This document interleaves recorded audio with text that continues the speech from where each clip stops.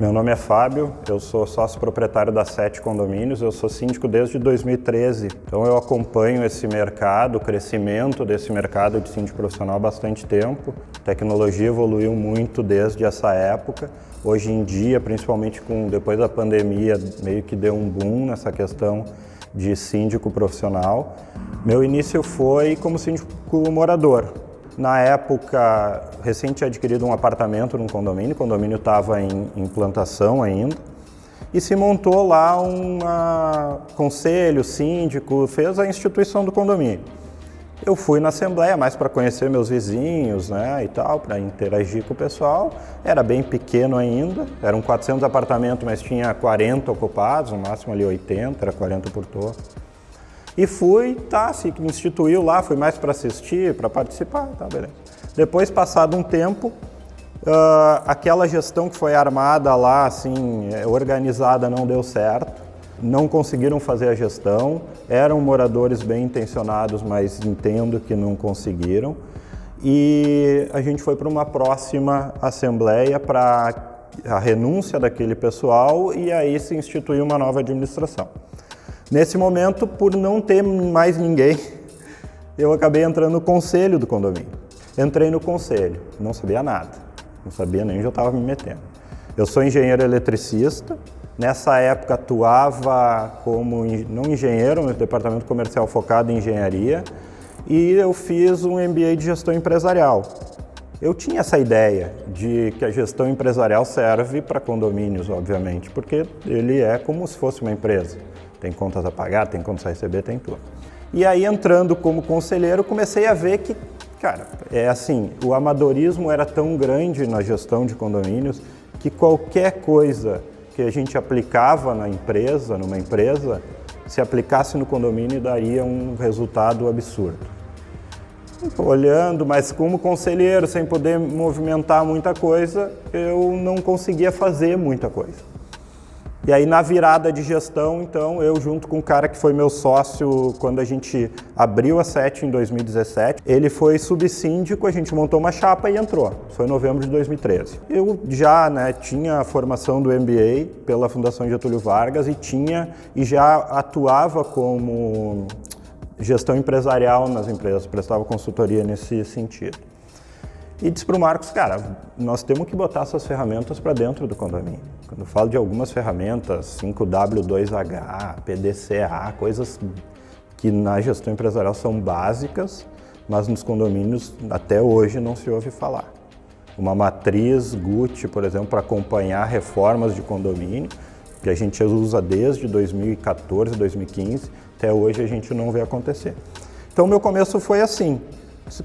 É uma empresa, é como se fosse uma empresa, e nós temos que aplicar recursos de gestão empresarial, ferramentas, processos, procedimentos, porque aqui lá naquele condomínio a gente tinha 30 funcionários, geria um recurso na época que dava em torno de 1 milhão, 1 milhão e 200 por ano, chegou a 3 milhões quando o condomínio se completou.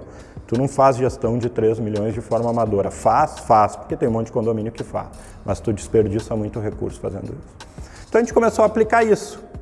E, eu sabia fazer na época, muitas empresas produtoras, fabricante de produtos e tal, é um pouco diferente.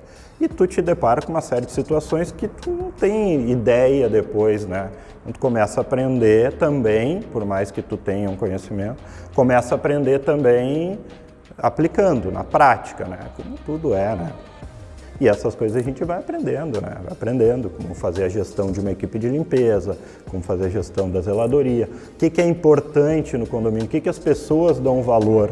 Porque numa empresa, vamos lá, no meu ramo de gestão empresarial, eu vou para uma empresa que está com déficit de caixa, preciso daqui a pouco criar um plano para reinventar essa empresa. Uma das coisas que é básica nisso é entender o que o cliente quer. E o cliente do condomínio é o morador. Às vezes, tu atende o morador com uma coisa muito mais simples, traz conforto para ele, traz segurança, com uma coisa muito mais simples do que um grande investimento em alguma outra coisa. Então, entender o anseio dos moradores também é uma coisa que é importante para o síndico e também é uma coisa que a gente aprendeu ao longo dos anos. Tinha uma ideia de como seria, já tinha uma pequena experiência como conselheiro, tinha uma ideia de como seria, apliquei e acho que sim, deu resultado na época, mas aprendi muito ali. Tinha um caminho gigantesco que eu não conhecia, era desconhecido para mim. Eu muitas vezes achava que conhecia, mas era desconhecido. Porque tu está lidando constantemente, lá no nosso caso era 400 famílias nessa época. Então, 400 famílias acontece de tudo e as pessoas estando num condomínio, numa situação onde foge o controle dela, ela vai se apoiar no síndico de alguma maneira. Ela vai pedir um auxílio, tem que estar preparado para fazer isso. Essas foram as dificuldades, eu não sabia que eu ia ter que ter isso, né? E a partir dali, então, comecei a atuar em outros condomínios. Um condomínio vizinho de um amigo meu me convidou, comecei a fazer a gestão ali. Nesse meio tempo eu tinha uma empresa, trabalhava na minha empresa e atuava como síndico, assim como uma atividade complementar. Em determinado momento, em 2017, eu disse, cara, tem mercado, nós temos condições, a empresa é sólida, oferece recurso para os condomínios, é algo que a sociedade, que eu entendo que a sociedade remuneraria bem, vale a pena investir nesse negócio. Aí eu me desfiz da sociedade da empresa que eu estava e junto com o Marcos a gente montou a 7 condomínios. E aí começamos a prospectar, fazer algumas parcerias, encontrar outros condomínios e a partir daí aumentar a nossa carteira de clientes.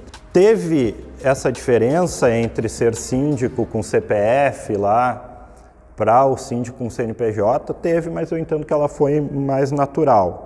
Aonde que para mim foi o impacto que eu acho que é onde impacta nas pessoas ou nas empresas de síndico que vem a crescer. O síndico, por mais que eu era sócio da minha empresa junto com o Marcos, mas quem trabalhava era eu e ele.